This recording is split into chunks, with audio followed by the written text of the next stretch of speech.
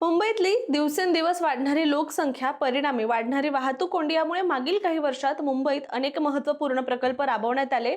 शहरांची कनेक्टिव्हिटी मोठ्या प्रमाणात सुटसुटीत आणि सुरळीत करण्यात आली आणि आता या प्रकल्पाला आणखी गती देण्याचा निर्णय राज्य सरकारने घेतला असून मुंबईकरांची विरारपर्यंतच्या तासभर प्रवासातून सुटका करण्याचा निर्णय उत्तर विरार सागरी सेतूच्या पहिल्या टप्प्याला मंजुरी देण्यात आली आहे. चला तर व्हिडिओच्या माध्यमातून या महत्त्वपूर्ण प्रकल्पाविषयी सविस्तररित्या जाणून घेऊया. नमस्कार, मी रामेश्वरी आणि तुम्ही पाहताय कट टू कट. मुंबई स्वप्नांचं शहर, जिथे प्रत्येक जण आपल्या उराशी स्वप्न बाळगून मुंबईकडे धाव घेतो. देशभरातून लोक मुंबईत आपलं भविष्य उज्ज्वल करण्यासाठी येत असतात. परिणामी मागील काही वर्षात मुंबईत प्रचंड लोकसंख्या वाढली आहे आणि बस, ट्रेन, रस्ते सगळीकडे कोणत्याही वेळी तुम्ही जर गेलात तर गर्दी आणि गर्दीच पाहायला मिळते. आणि सगळ्यांनाच माहिती आहे की मुंबई हे शहर सतत धावणारं शहर आहे. त्यामुळे आता हाच प्रवास अधिक सुसाट आणि सुलभ करण्यासाठी राज्य सरकारनं महत्त्वाचा निर्णय घेतलाय. तो निर्णय असा आहे की महाराष्ट्र सरकारनं उत्तन विरार सागरी सेतूच्या पहिल्या टप्प्याला मंजुरी दिली असून याच आधारावर 120 किलोमीटर लांबीच्या प्रस्तावित कॉरिडॉरचा नवा पाया रचला जाणार आहे.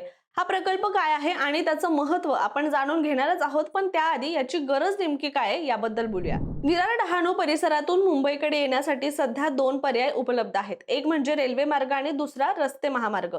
पण या दोन्ही मार्गांवर मोठ्या समस्या आहेत आणि वेगवेगळ्या आहेत. जसं की डहाणू किंवा विरारहून मुंबईकडे जाणाऱ्या कोणत्याही लोकलमध्ये कोणत्याही वेळी प्रचंड गर्दी पाहायला मिळते. त्या ट्रेनच्या फेऱ्या कमी आहेत, यामुळे एकतर पुढच्या ट्रेनची वाट बघावी लागते, नाहीतर मग जीव मुठीत धरून प्रवास करावा लागतो. तर दुसरीकडे डहाणू विरारकडून मुंबईला रस्त्याने जाणं म्हणजे डोकेदुखी आहे. विरारपर्यंत समजा बाय रोड तुम्ही जाल तर रस्त्यावर जागोजागी इतकी कोंडी होते की विचारायलाच नको. त्यात सगळ्यात मोठा त्रास म्हणजे घोडबंदरच्या आसपासचा परिसर. मुंबई, ठाणे, पालघर, डहाणू या सगळ्या बाजूंनी येणारी वाहतूक याच मुख्य रस्त्यावरून जाते आणि त्यात सध्या गेल्या काही महिन्यापासून सुरू असलेल्या इथे रस्त्याच्या कामामुळे परिस्थिती अजूनच बिघडलेली आहे. अनेक ठिकाणी एकाच लेनमध्ये वाहतूक ढकलली जाते आणि लोकांना 3 ते 4 तास इथे एकाच ठिकाणी अडकून बसावं लागतं. सणासुदीला तर हाच काळ 9 ते 10 तासांवर जातो. त्यामुळे इथे वाहतुकीचा ताण प्रचंड वाढतोय आणि याचमुळे मुंबई आणि ठाणे विभागातील वाहतूक कोंडी कमी करण्यासाठी पहिल्या टप्प्यात उत्तन ते विरार दरम्यान 55.12 किलोमीटर लांबीचा सागरी सेतू उभारण्याचा निर्णय राज्य सरकारने घेतलाय, ज्यासाठी सुमारे 58,754 कोटी रुपये खर्च अपेक्षित आहे. शिवाय या प्रकल्पासाठी मुंबई महानगर प्रदेश विकास प्राधिकरणानं म्हणजेच MMRDAनं तयार केलेल्या विस्तृत प्रकल्प अहवालाला राज्य सरकारनं मंजुरी दिली असून प्रकल्पाची अंमलबजावणी MMRDA करणार आहे. आणि यात मुख्य सागरी सेतूची लांबी 24.35 किलोमीटर असेल. उत्तन जोड रस्ता 9.32 किलोमीटर, वसई जोड रस्ता 2.5 किलोमीटर आणि विरारला जोड रस्ता हा जो असेल तो 18.95 किलोमीटर इतक्या लांबीचा असेल.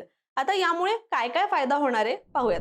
आता सगळ्यांनाच माहिती आहे की मुंबई शहराला इतर जवळच्या भागांशी मुंबई मेट्रो प्रकल्प, अटल सेतू आणि मुंबई सागरी किनारा या मार्गाने जोडून मुंबईतल्या वाहतुकीचा मार्ग सुरळीत करण्यात आला. पण मगाशी आपण म्हटल्यानुसार उपनगर आणि मुंबई शहर दरम्यान जास्त पर्याय नसल्याने नागरिकांना त्रास होतो, ज्यासाठी हा उत्तन ते विरार सागरी सेतू वांद्रे अंधेरी सारख्या मुख्य उपनगरापासून पालघर सारख्या उत्तर बाजूच्या शहरापर्यंत पर्यायी मार्ग पसरेल. आणि सगळ्यात महत्त्वाचा फायदा म्हणजे मुंबई ते विरार या प्रवासाचा वेळ प्रचंड वाचणारे, कनेक्टिव्हिटी वाढणारे. याशिवाय MMRDAने एक्सवर पोस्ट करत सांगितलंय की हा नवा कॉरिडॉर मुंबई कशी धावते तेच बदलून टाकणार आहे. दक्षिण मुंबईला वसई, विरार, पालघर आणि नवीन बांधण्यात येत असलेल्या वाढवण बंदराशी द्रुतगती महामार्गाने जोडलं जाणार आहे.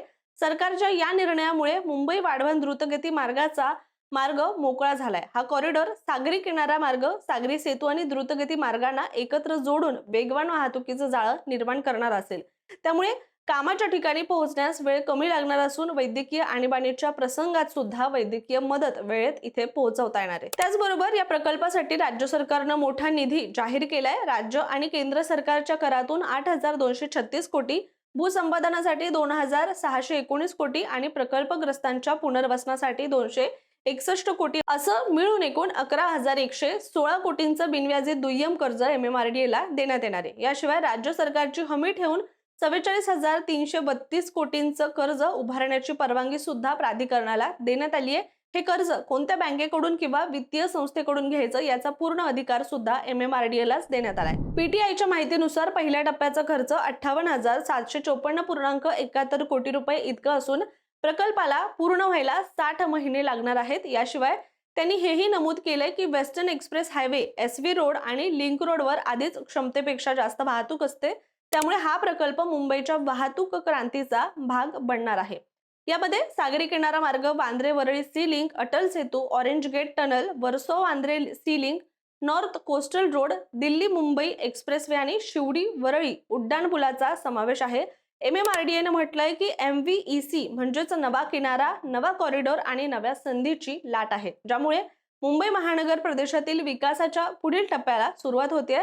दरम्यान वर्सोवा ते विरार हा सागरी सेतू सुरुवातीला उभारण्याची योजना होती। त्यावेळी महाराष्ट्र राज्य रस्ते विकास महामंडळानं 32,000 कोटी रुपयात हा पूल उभारणीचं नियोजन केलं होतं, पण नंतर हा पूल प्रकल्प उभारणीसाठी मुंबई महानगर प्रदेश विकास प्राधिकरणाकडे सोपवण्यात आला। त्यानंतर 32,000 कोटीवरून या पुलाचा खर्च 63,450 कोटी रुपये इतका झाला। त्यामुळे उन्नत विरार सागरी मार्गाचा विरार कनेक्टर थेट वडोदरा मुंबई एक्सप्रेसवेला जोडला जाणार आहे। यामुळे उत्तर उपनगरातून पश्चिम किनारपट्टीकडे जाणारी माल वाहतूक आणि प्रवासी वाहतूक दोन्ही अधिक वेगवान, सरळ आणि कार्यक्षम होणार आहे। हा प्रकल्प फक्त प्रवास सोपा करणारा नाही, तर नव्या आर्थिक संधी, उद्योग, व्यापार आणि बंदराशी जोडणीही मोठ्या प्रमाणात करेल। त्यामुळे तुम्हाला या प्रकल्पाचा, या निर्णयाचा किती फायदा होईल आम्हाला कमेंट करून नक्की सांगा आणि अशाच माहितीपूर्ण व्हिडिओसाठी कट टू कटच्या YouTube चॅनलला सबस्क्राइब करायला मात्र विसरू नका।